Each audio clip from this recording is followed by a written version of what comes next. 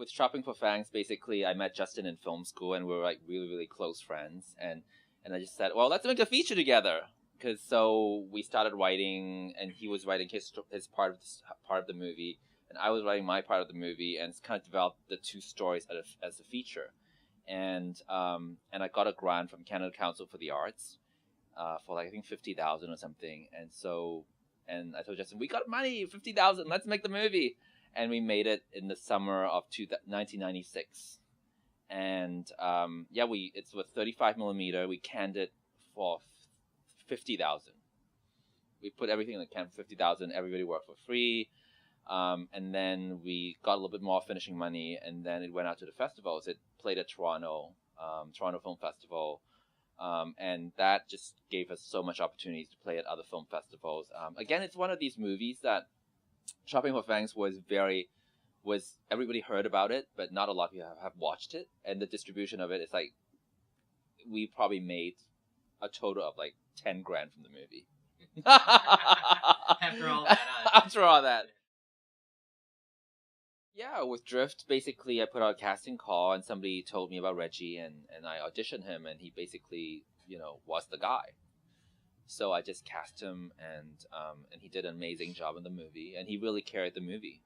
Totally. And with Drift, basically, the genesis of it was that I just broke up a relationship for 3 years, and I was just in a disarray. So I wrote a script, and after I wrote the script, I sent it into the Canada Council for the Arts again, and a few months later, they wrote me a check for 50,000. Let's go make the movie, or 60,000 Canadian, something like that. And so I just, put it together. That went to like a lot like 30 LGBT film festivals, did really well, got good reviews for both me and Reggie. He prepared his character so well. He said, like, could you put this photograph of like him and his boyfriend in like, in this drawer or something. So when he opened it up, it sort of created different emotions. And I think that was very interesting because it was in my bedroom. I shot the whole thing in my bedroom. I actually shot Drift. That was the only feature that I actually DP'd myself. And then Ethan Mao came about, and I wanted to do something kind of like a little bit. At that point, I wanted to do something like a little bit higher budget, which was actually 200,000, which is like it's still a very tiny movie.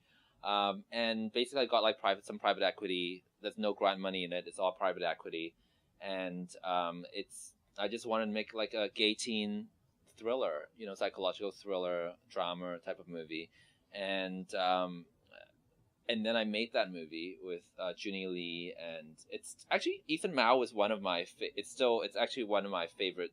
It's my favorite movie of the films I've made, but I think like critically it didn't do well at all. People didn't get that movie at all. But it's also because it was a little bit experimental, because the story changed, your perspective. I was just doing exactly what I wanted to do. Yeah, and I was so gonna say that Ethan Mao was actually very freeing, because first I had enough money to have like a full crew to do it, and I got very creative in terms of just even the storytelling and the genre, and I think that threw off a lot of people. It just wasn't really it was kind of like conventional narrative, but it really isn't.